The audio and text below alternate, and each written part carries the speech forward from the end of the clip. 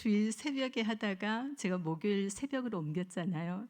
목요일 새벽에 할 때 정말 떨렸거든요. 수요일 날은 더 하여튼 떨리는 마음 그대로 말씀을 증거하겠습니다. 저는 현재 5분의 성도님들과 함께 좋은 부모의 삶 3기를 하고 있습니다. 상공부를 통해서 제가 먼저 많은 것을 듣고 배우고 깨닫고 묵상하는 시간입니다. 오늘 말씀은 그동안 좋은 부모의 삶을 준비하면서 들었던 강의들과 책을 읽으면서 정리한 내용을 나누려고 합니다. 상공부를 통해서 다양한 연령대의 성도님들을 만납니다. 아직 아이가 없는 신혼인 집사님부터요, 아이들이 장성한 60대 권사님까지 만나는 시간입니다. 제가 만난 모든 부모님들은 아이들이 어리든 장성하였든 모두 고민이 있었습니다. 또한 자식을 키우는 것이 쉽지 않다고 말합니다. 그래서인지 우리가 제일 어렵게 느끼는 자리 또한 부모의 자리인 것 같습니다. 한 명의 자녀를 키워낸다는 것은 정말 쉬운 일이 아닙니다. 그렇죠? 반응이 없으시네요. 쉬우세요? 자녀를 키운다는 게? 아니죠. 너무 어렵죠. 예. 자녀를 키우다 보면 진짜 말을 안 듣습니다. 한두 쥐어받고 싶을 때가 있습니다. 속에서 열불이 납니다. 아침에 학교 가라고 하면 왜 이렇게 일찍 깨웠냐고, 내가 알아서 일어날 텐데 나 좀 내버려 두라고 이야기합니다. 그러다가 늦게 일어나면요, 왜 안 깨웠냐고, 엄마 때문에 나 늦었다고 말합니다. 이런 말을 써서 죄송한데요, 표준어니까 이것보다 정확한 표현이 없는 것 같아서 쓰겠습니다. 시온이는 귀를 막아주시기 바랍니다. 아이들 앞에서 쓸까 말까 많이 고민하다가 쓰기로 했습니다. 자식 키우다 보면요, 이래도 지랄, 저래도 지랄입니다. 그래도 우리는 자녀에게 뭐라 하지 않으려고 합니다. 화는 나지만 주차장에 있을 테니 천천히 내려오라고 말하고 내려갑니다. 기다려주는 겁니다. 왜요? 사랑하니까. 그렇습니다. 자녀를 사랑하기 때문에 속은 열받아 죽겠지만 참고 기다려주는 것입니다. 또한 우리는 우리 자녀들을 향한 하나님의 계획을 믿고 있습니다. 하지만 정작 우리 자녀들이 하나님을 만나지 못할까 봐 걱정하고 근심할 때가 많습니다. 어릴 때는 아이들이 부모를 따라 교회에 옵니다. 하지만 자라면서, 다른 말로는요, 머리가 커지면서 교회를 멀리하는 모습을 보면 마음이 아픕니다. 그래서 더 훈계하지만 오히려 자녀들은 부담을 느끼고 교회에서 멀어지는 경우도 많이 있습니다. 믿음의 부모라면, 좋은 부모라면 누구나 자녀가 하나님을 만나기를 간절히 소망합니다. 하지만 중요한 것은요, 하나님을 만나는 것은 부모가 대신해 줄 수 없다라는 사실입니다. 신앙은 부모가 강요해서 되는 것이 아닙니다. 자녀가 스스로 경험해야 되기 때문에 그렇습니다. 그러므로 부모는 자녀를 억지로 신앙의 틀 안에 가두는 것이 아니라 자녀가 하나님을 경험할 수 있도록 돕는 역할을 해야 합니다. 그렇다면 부모인 우리가 우리 자녀들을 어떻게 하나님을 만나도록 도와야 할까요? 오늘 우리는 성경의 원리를 따라서 믿음의 부모, 즉 좋은 부모가 해야 할 5가지 역할을 같이 보고자 합니다.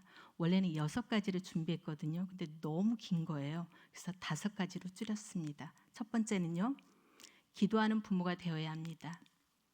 자녀가 하나님을 만나도록 돕는 가장 중요한 역할은요, 부모가 기도하는 것입니다. 우리는 자녀를 위해 많은 것을 해주려고 합니다. 좋은 교육을 시키고요, 안정적인 환경을 만들기 위해서 최선을 다합니다. 하지만 우리가 줄 수 있는 것은 그게 아닙니다. 우리가 줄 수 있는 가장 귀한 것은 그들을 위해서 기도하는 것입니다. 우리가 읽었던 사무엘상 1장에는 한나라는 여인이 나옵니다. 한나는 오랫동안 자녀를 갖지 못해서 슬퍼했습니다. 한나는 단순히 아이를 원하는 것이 아니라 그 자녀가 하나님께 쓰임받기를 원했습니다. 그래서 기도했습니다. 한나는 이렇게 서원했습니다. 11절 다시 한번 보기를 원합니다. 서원하여 이르되 만군의 여호와여, 만일 주의 여종의 고통을 돌보시고 나를 기억하사 주의 여종을 잊지 아니하시고 주의 여종에게 아들을 주시면 내가 그의 평생에 그를 여호와께 드리고 삭도를 그의 머리에 대지 아니하겠나이다 라고 서원합니다. 이 기도는 단순히 하나님 아이가 건강하게 태어나게 해주세요라는 그런 기도가 아니었습니다. 이 아이가 하나님을 만나서 한평생 쓰임받는 사람이 되게 해주세요라는 그런 기도였습니다. 결국 하나님은 한나의 기도를 들어주셨습니다. 그리고 사무엘을 태어나게 하셨습니다. 그리고 한나는 그 약속한 대로 어린 사무엘을 성전에 맡기고 이렇게 고백합니다. 27절, 28절 다시 한번 보기를 원합니다. 이 아이를 위하여 내가 기도하였더니 내가 구하여 기도한 바를 여호와께서 내게 허락하신지라. 그러므로 나도 그를 여호와께 드리되 그의 평생을 여호와께 드리나이다 하고 그가 거기서 여호와께 경배하니라. 한나는 자녀를 하나님의 선물로 받았기 때문에 다시 하나님께 드렸습니다. 결과적으로 사무엘은 이스라엘을 변화시키는 선지자가 되었습니다. 부모의 기도가 자녀의 신앙에 중요한 영향을 미친다는 것을 성경에서뿐만 아니라 우리는 삶 가운데서도 확인할 수 있습니다. 디모데 역시 어머니 유니게와 외할머니 로이스의 신앙을 보고 자랐습니다. 그들의 기도와 신앙이 디모데의 믿음에 큰 영향을 주었습니다. 우리도 자녀들을 위해서 많은 기도를 합니다. 하지만 때로는요, 기도의 방향이 잘못될 때가 있습니다. 우리는 자녀의 성공과 행복을 위해서 기도합니다. 하지만 정작 자녀가 하나님을 만나는 것에 대해서는 그 기도는 좀 부족할 때가 있습니다. 우리의 기도가 자녀의 학업, 직장, 결혼을 위해서 하는 기도에서 끝나서는 안 됩니다. 더 나아가서 하나님과의 관계를 위해서 기도해야 됩니다. 기도하는 부모가 되려면요, 자녀를 위해서 구체적으로 기도해야 합니다. 하나님이 자녀의 마음을 열어주시고 직접 우리 자녀들을 만나주시도록 기도해야 합니다. 단순히 잘되게 해주세요라가 아니라 하나님을 사랑하는 사람이 되게 해주세요라고 기도해야 합니다. 또 자녀와 함께 기도하는 습관을 들이는 것도 굉장히 중요합니다. 저는 그 시간이 일주일에 한 번 드리는 가정예배 시간이라고 생각합니다. 그 시간에 자녀와 함께 기도하는 시간을 통해서 자녀는 부모의 기도를 들으면서 믿음이 자라나게 됩니다. 더불어 자녀가 기도의 응답을 경험하도록 도와야 합니다. 가정예배 시간에 기도 제목을 함께 나누고 그 기도에 하나님이 어떻게 응답하셨는지를 나누는 시간을 가지면요, 자녀는 하나님의 살아계심을 믿고 경험하게 될 것입니다. 기도하는 부모는 자녀를 가장 확실한 길로 인도하는 부모입니다. 한나는 자신의 아들을 하나님께 맡기며 기도했고요, 하나님은 그 기도를 들으셨습니다. 우리도 한나처럼 자녀를 위해 기도하며 하나님께 맡길 때 하나님이 우리 자녀들을 만나주실 줄 믿습니다. 두 번째는요, 부모는요, 신앙을 삶으로 보여주어야 합니다. 부모인 우리는 자녀가 하나님을 만나기를 바라며 신앙을 가르칩니다. 하지만 때때로 신앙을 강요하는 실수를 저지르기도 하죠. 제가 아이들에게 신앙을 강요했습니다. 결과는요, 반발하는 것으로 나타났습니다.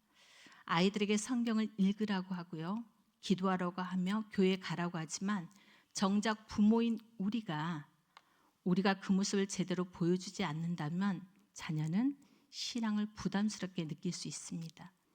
신앙은 말로 가르치는 것이 아니라 삶으로 보여줄 때 우리 자녀들이 자연스럽게 전해집니다. 여기서 중요한 것은요, 삶의 모든 순간순간마다 신앙을 보여주는 것입니다.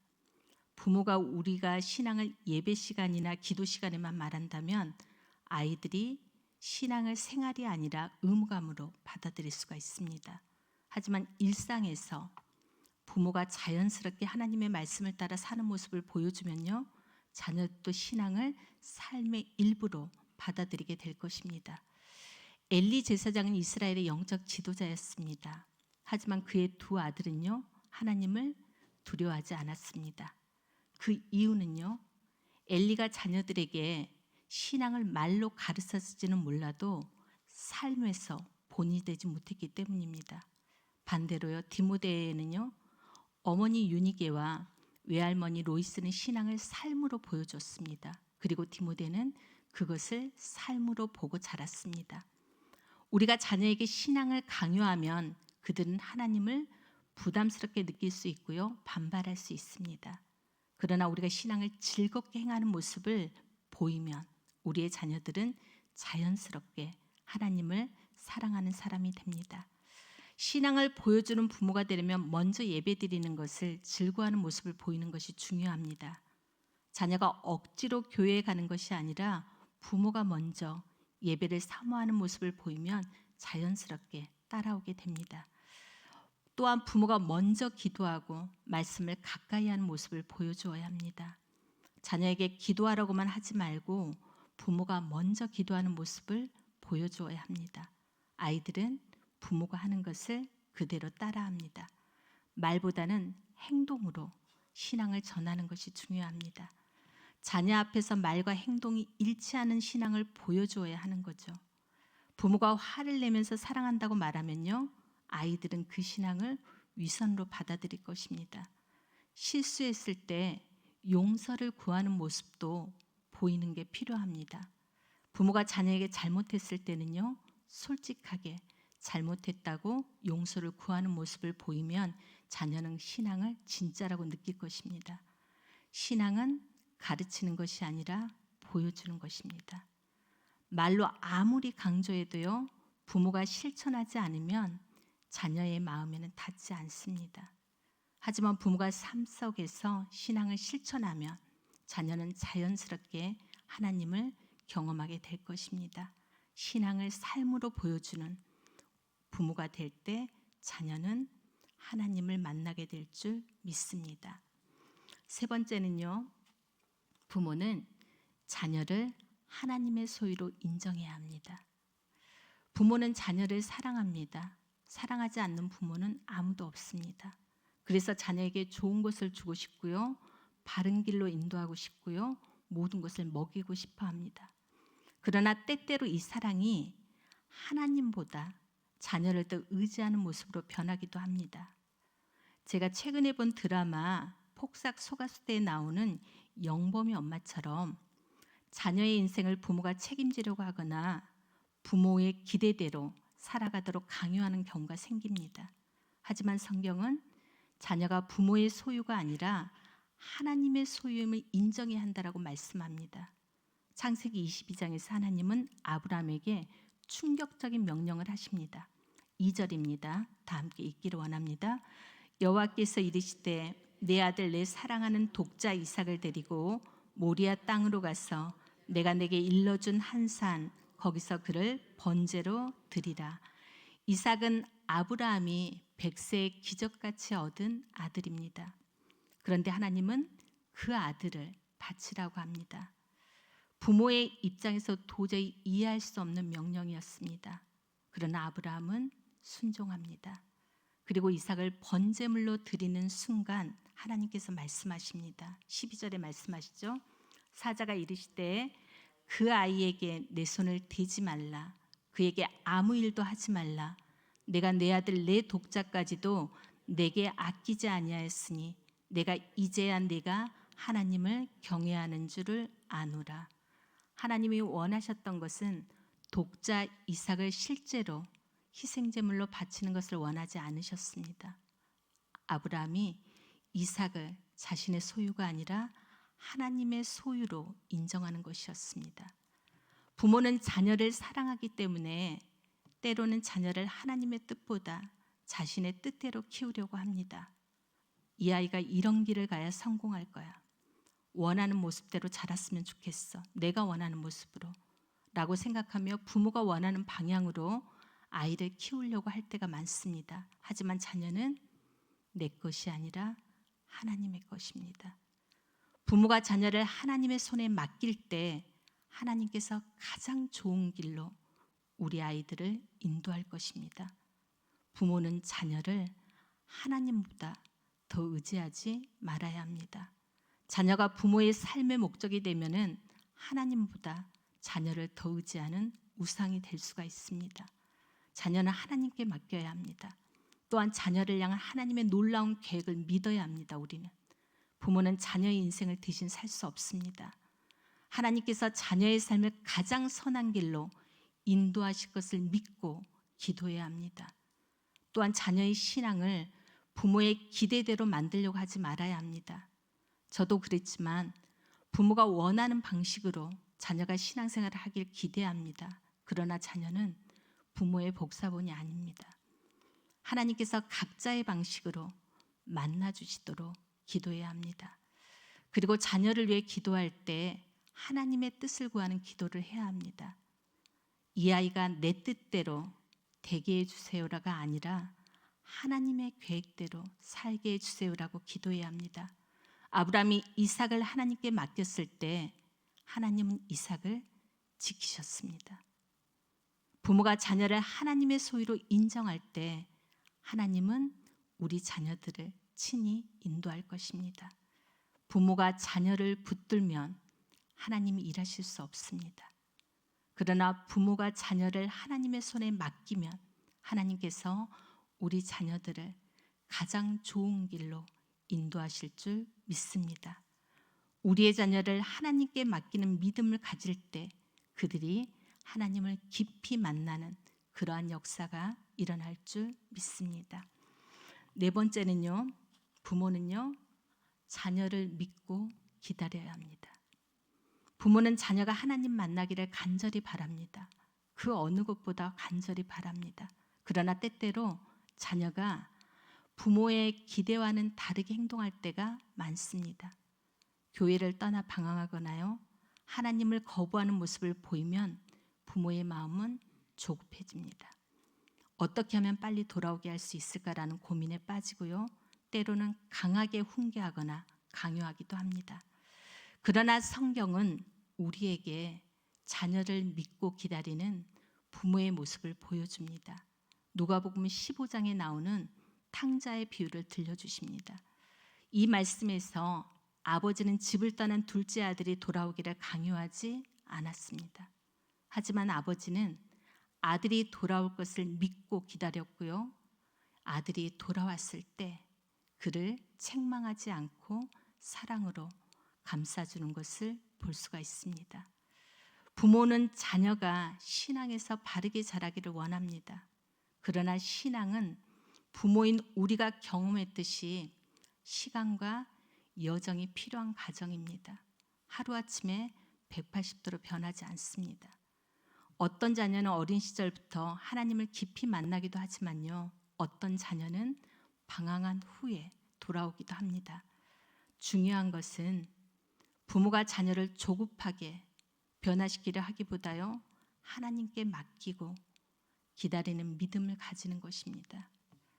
마치 우리가 연약해서 넘어질 때 하나님은 당장 우리를 심판하지 아니하시고 기회를 주신 것처럼 부모는 자녀가 하나님 앞에 나오도록 인내하며 기다려야 합니다. 자녀를 믿고 기다리는 부모가 되려면 그 자녀를 하나님의 손에 오롯이 맡기고 기도하는 것이 중요합니다. 부모가 모든 것을 해결하려 하면 조급함만 생깁니다. 하나님께 맡기고 기도하면요, 하나님께서 그때 평안을 주시더라고요. 또한 강요하지 말고 스스로 하나님을 찾을 수 있도록 도와야 합니다. 탕자의 아버지는 아들을 강제로 붙잡지 않았습니다. 신앙도 강요하면 오히려 반발을 불러옵니다.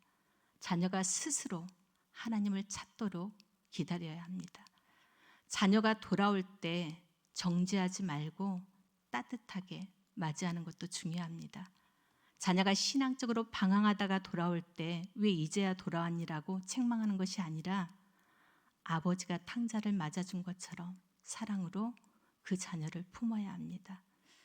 또한 하나님의 자녀보다 더 크신 분임을 우리는 기억해야 됩니다. 하나님이. 자녀가 방황해도 하나님은 여전히 일하고 계시는 줄 믿으셔야 합니다. 부모보다 하나님이 더 깊이 더 신실하게 우리의 자녀들을 붙들고 계심을 믿으시길 바랍니다.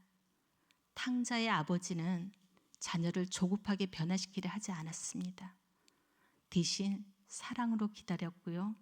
자녀가 돌아왔을 때 기쁨으로 맞아주었습니다. 부모도 마찬가지입니다. 자녀가 하나님을 만나기를 간절히 원하지만 그 만남의 때와 방법은 하나님께 맡겨야 합니다. 자녀를 하나님을 믿고 기다릴 때 하나님께서 역사하실 줄 믿습니다. 마지막으로는요, 부모는 하나님의 약속의 말씀을 붙들고 자녀를 축복해야 합니다. 부모는 자녀가 하나님 안에서 복된 삶을 살기를 간절히 원합니다. 그렇죠? 그래서 좋은 환경을 만들어주고 좋은 교육을 시키고 바른 길로 인도하려고 합니다. 하지만 자녀에게 줄 수 있는 것은요, 하나님의 약속의 말씀을 붙들고 축복하는 것입니다. 성경을 보면 믿음의 부모들은 자녀를 축복하며 기도했습니다. 그리고 그 축복은 단순한 말이 아니었습니다. 축복의 통로가 되었습니다. 창세기 48장에서 야곱은요, 죽음을 앞두고 요셉의 두 아들 에브라임과 므낫세를 축복합니다. 그는 단순히 좋은 말만 한 것이 아니라 하나님의 약속을 따라 축복했습니다. 야곱은 나를 기르신 하나님이 나를 환난에서 건지신 하나님이라고 고백하면서 그 하나님이 자녀와 손주들에게도 역사하시기를 기도했습니다. 그리고 야곱이 축복한 것처럼 에브라임과 므낫세는 이스라엘 12파 중에서 가장 강한 지파가 되었습니다. 부모가 아무리 자녀를 위해 애써도 인생의 모든 순간을 함께 할 수는 없습니다.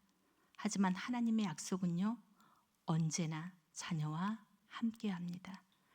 그러므로 부모가 해야 할 가장 중요한 일은요, 하나님의 약속을 믿고 자녀를 축복하는 일입니다. 좋은 부모의 상공부 중에 숙제가 매주마다 주어지는데 그 중에 하나가 자녀를 위한 축복 기도문을 쓰는 것입니다. 그동안 자녀를 위한 기도문을 써본 적이 한 번도 없었던 우리의 모습을 발견합니다. 그리고 그 기도문을 읽을 때마다 눈물로 읽습니다. 자녀를 축복하는 실천 방법으로는요, 하나님의 말씀을 근거로 축복하는 것이 있습니다. 성경에는 자녀를 위한 많은 약속이 있습니다. 이를 붙들고 기도하면서 자녀에게 선포해야 합니다.